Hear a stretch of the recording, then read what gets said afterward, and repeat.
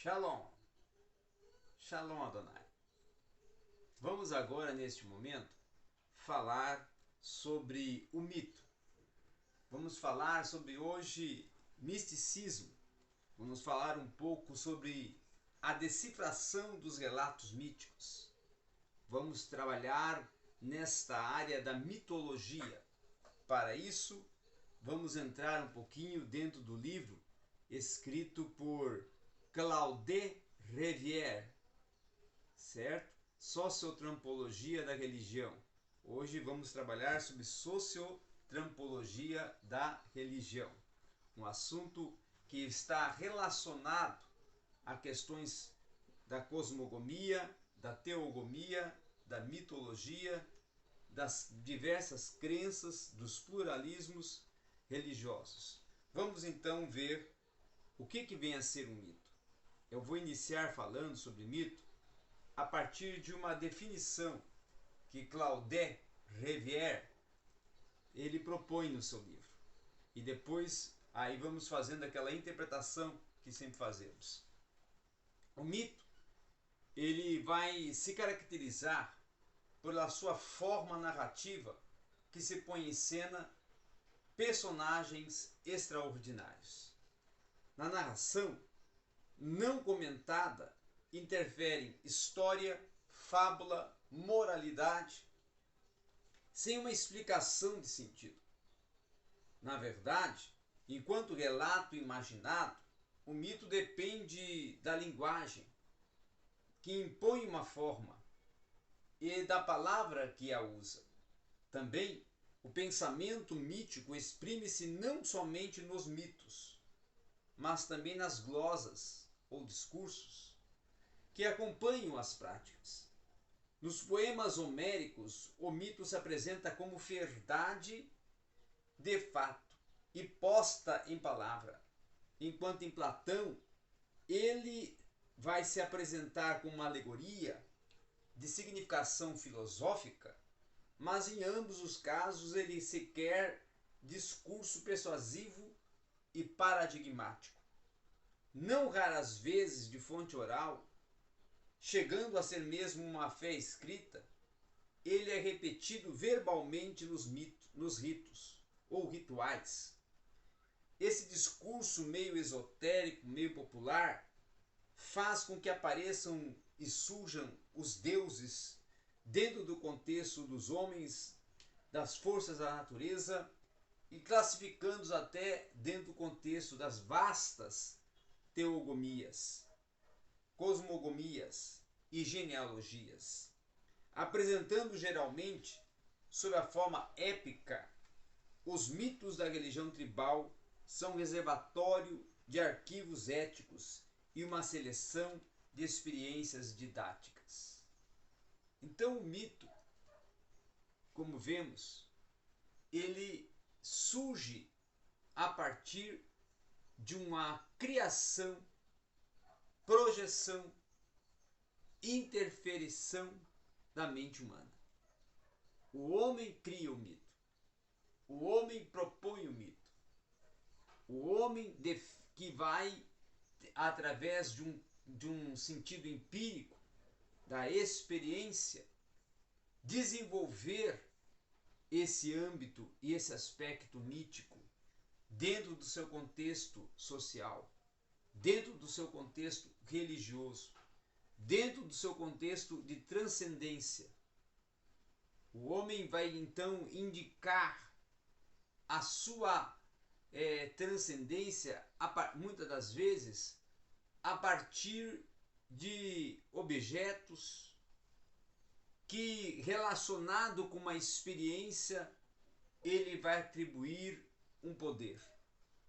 Muitas das vezes ele vai indicar um acontecimento, um ato, um fato, um elemento natural ou da própria natureza que ele também vai indicar e vai atribuir como sendo para ele uma sacralização, uma oportunização de vir a ter uma transcendência, um contato com um ser que, ou um objeto, ou um acontecimento que para ele sagraliza, ele coloca como supremo, soberano, Deus, e aí começa a seguir, e aí começa a desenvolver seus rituais para poder vir a preencher o vazio e a observar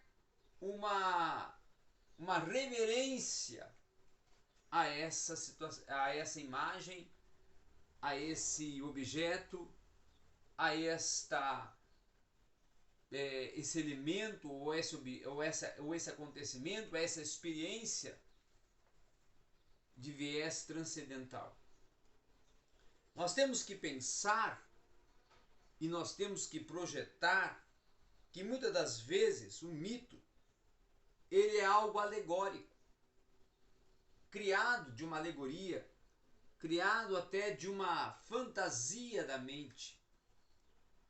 E o mito também, muitas das vezes, ele é algo oriundo de uma tradição, de um discurso, de um diálogo com antepassados, que propõe que, por sequência familiar, observam a essa crença, ou possuem essa crença. Então, como aqui ele mesmo fala, o Claude Revier, os símbolos utilizados, muitas das vezes, eles têm uma validade intercultural. Muitas das vezes eles têm formas, números, cores, gestos ou pontos cardeais e se vinculam a correspondências valorizadas. A lua remete à fecundidade, um exemplo. A feminilidade ao regime noturno. O elefante real significa potência. A longevidade, a cabeça é o chefe sagrado. No peito, a sede da força guerreira. Então é assim que algumas, vamos dizer, comunidades, sociedades, nações vão criando os seus sentidos míticos e os seus mitos. Nós vamos ver, por exemplo, dentro do contexto até da própria Grécia, que foi uma nação vamos assim, de grande proponência mítica e que desenvolveu muitos mitos, não é? Ela teve grandes, vamos assim, acervo de mitologia, de mitos e uma grande expressividade mitológica, a Grécia. Então você vai ver que a Grécia vai propor, por exemplo, gerações do espaço e do tempo. E aí, dentro dessas gerações do espaço e do tempo, ele vai propor o povo grego, que os deuses guardiões das águas, como as ninfas gregas, Deus é guardião dos bosques, como o caso de Alceide, das montanhas, como no caso de Oriates, grandes luminares reguladores de calendários, como Sol, Lua, Estrela, então Deus do Sol, Deus da Lua, Deus da Estrela. Então, essa origem dos deuses está relacionado com a teogonia de Hesíodo na Grécia. Lá no século ainda 7 a.C., conta ele ali na teogonia, Hesíodo vai contar e vai narrar a genealogia dos deuses e o advento de seus reinos. Então, a partir daí, eles vão criar na Grécia e vão propor na Grécia uma infinidade de deuses, uma infinidade de mitos, não é? De ritos. E aí a Claude Revier vai falar o seguinte: o rito que em outro momento for estudado no contexto religioso, no século XIX tornou-se para os etnólogos um assegurador do mito, no que diz respeito à sociedade ditas primitivas. além de ser considerado, no último quarto do século XX, um analista do contemporâneo, sobretudo por uma teorização das liturgias políticas e dos ritos profanos. Segundo uma tradição materialista, pode-se julgar um rito como ato irracional, forma de invocação vazia e fútil, com certas pessoas se dizendo alérgicas ao ritualismo, daí o essencial é a observância formalista das regras. O que ele quer dizer com isso? Que muitas vezes o rito é um ato não pensado, é um ato irracional, é um ato que vai surgir de proposta, de uma crença, de uma elucidação que cria, que imagina a pessoa que com aquilo ele está chegando a uma intimidade, a um contato, a um elo de relacionamento com aquela crença que ele criou, sobre aquela imagem que ele propõe, sobre aquele sentido que ele propõe, sobre aquela aplicabilidade sacrálica que ele está desenvolvendo. E essa temporalidade dos mitos, dentro de um contexto que nós fomos olhar, ela está desde lá, não só do século VII, a partir da teogonia de Hesíodo. Não, muito antes disso já vamos no próprio Egito, né? O próprio Egito tinha vários deuses. O próprio Egito antigo já propunha vários deuses, várias várias práticas, várias observâncias ritualistas. Nós vamos ver, por exemplo, ainda eu até estou buscando aqui, que ainda lá no contexto de mitos antigos que conduziram algumas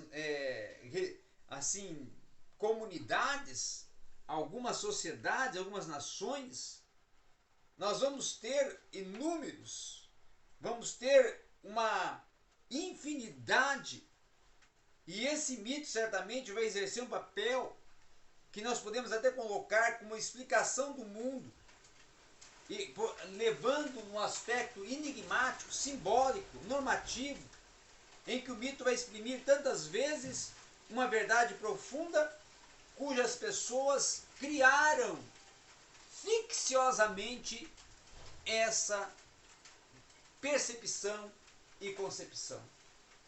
Então isso é o mito, isso é a mitologia, isso causa a imaginação humana que postula o mito, que indica o mito, que define o mito, e que muitas das vezes algumas comunidades, no seu ceticismo, no seu sincretismo, vêm a envolver-se em práticas de misticismo e mitológicas. E esses mitos, eles vão causando vamos dizer assim, um mal e uma circunstância que vem a ser ficciosa, imaginária, imagética, fruto de imaginação, e que muitas das vezes se torna vivenciado, absolvido e reverenciado a partir de um contato que a pessoa cria no seu imaginário e ali postula como um ponto de adoração, de observância, e que ao observar através do rito, esse mito, ela alcança algum valor, algum benefício, alguma oportunização para a sua vida. Basicamente isso é o mito. Basicamente essa é a situação que está relacionada ao aspecto mítico e ao misticismo. Era isso que nós tínhamos para hoje aqui no seu canal A Rota da Teologia.